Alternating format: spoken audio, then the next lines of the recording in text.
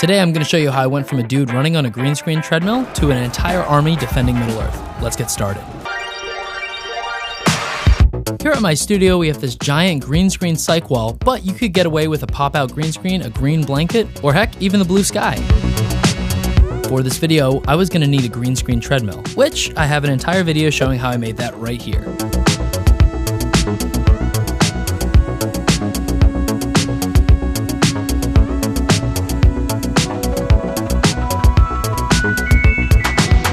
And now it's time to see what we have to look like characters from Middle-earth.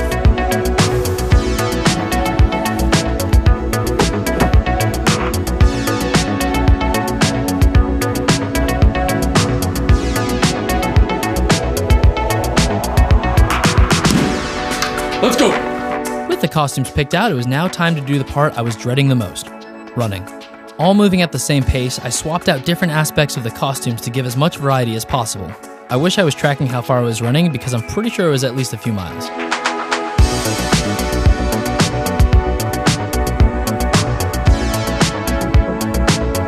Now that I'm thoroughly tired and I have all the green screen assets I'm going to need, it's time to get this footage ready for battle.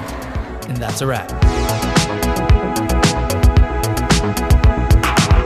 First things first, I opened up Premiere and chopped up the video to all the pieces I was going to need for the running bits.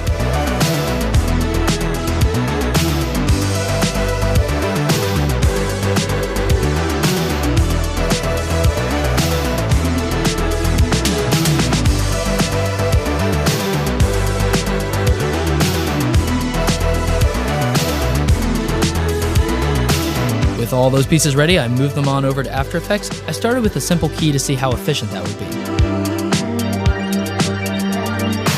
Now the biggest problem are all those cracks and shadows in the treadmill. This made an accurate key pretty tricky. Thankfully, After Effects RotoBrush 3 works really well with green screen footage.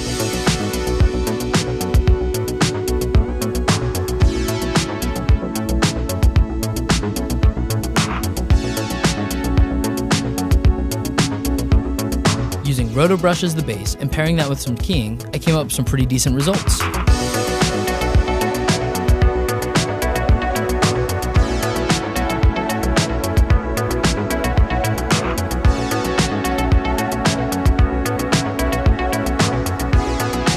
And after half a day of cutting myself out, here's what I got. Not too bad. Now at this point, you're probably wondering, what do I need this army for anyway? That's a good question. I was commissioned to make this really fun video for Max where I'm running from different worlds from different movies on their platform. But that's a story for another time. I'll put a link down below. Anyway, here is the video that I'm working with. You'll notice that I look pretty ridiculous right now running through the field with nothing going on. You may also notice that the background doesn't look very Middle-earthy. But that's okay, because with Photoshop, I was able to make the field look a little bit more like it was a field in Gondolin outside of Mordor, or something like that.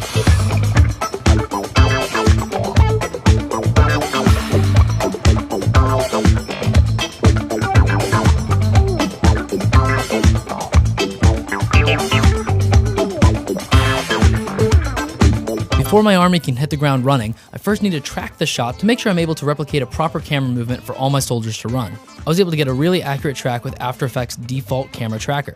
You could also accomplish this with Blender's tracker, SynthEyes, PF Track, Mocha Pro, and a bunch of other options. I used a plugin called AE to Blend to bring my camera info over to Blender. Now for this next part of turning myself from one into an entire army, there's so many ways to go about this. For me, I went ahead and used Blender to create this army, but you could pull off similar effects with After Effects or somewhere else. It may just take a little bit more manual work. Now inside of Blender, with the 3D track information, I was able to make some rough geometry that matched the terrain of the world.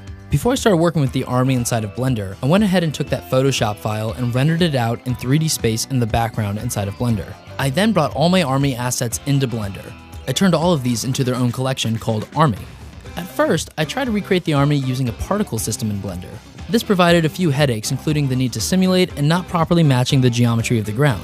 Instead, I ended up using geometry nodes. The nice thing about going about it this way is I was able to move the army wherever I wanted on my terrain later, and the assets moved accordingly. I made sure there was a nice variety of soldiers, halflings, and a bunch of different other people in Middle-earth, you know.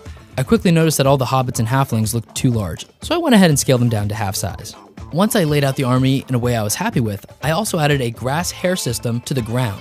I then took the ground as a whole and turned it into a shadow catcher. I then matched the sun in the 3D environment and set a proper HDRI.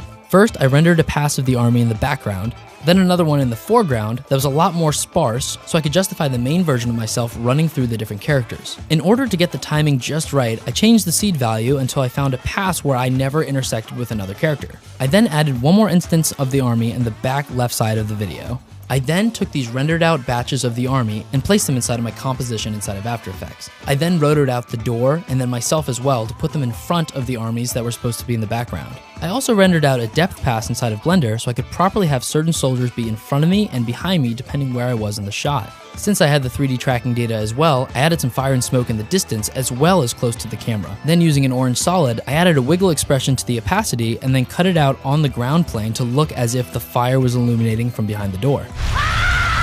At this point in the edit, my wife Karina pointed out that none of the capes really made sense for Middle Earth, and sure enough, nobody really had this really bright red cape. I went ahead and changed the capes to more of that earthy green tone. For the keying, I used a plugin called Composite Brush, which is one of the best keyers out there.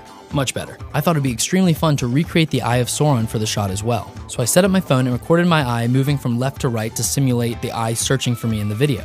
I then brought that inside of After Effects and used Mocha to track it. I then created a black solid and cut out the shape of an eye. I parented that to the tracking data. I made another black solid and cut out the shape of the eye, and I used this as a matte for all these fire assets. I used roughen edges and animated it moving up as if it was fire. I then added a bunch of fire assets around the rim of the eye. I time reversed all of them so it looked like the fire was being sucked into the center of the eyeball. I then added 2 more fire reverse assets on the edge of the eyeball and one last black solid behind everything to give it a core matte. Finally, I added some lightning behind and in front of the eye to finish the look.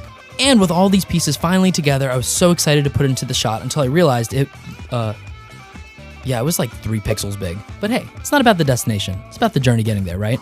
Well, with the eye in place, I went back into Blender and animated a spotlight to represent the Eye of Sauron looking around the scene for me. When I was happy with that animation, I rendered it out and brought it back into After Effects. And with all of those pieces together, and then Quentin's amazing sound design, here are the results.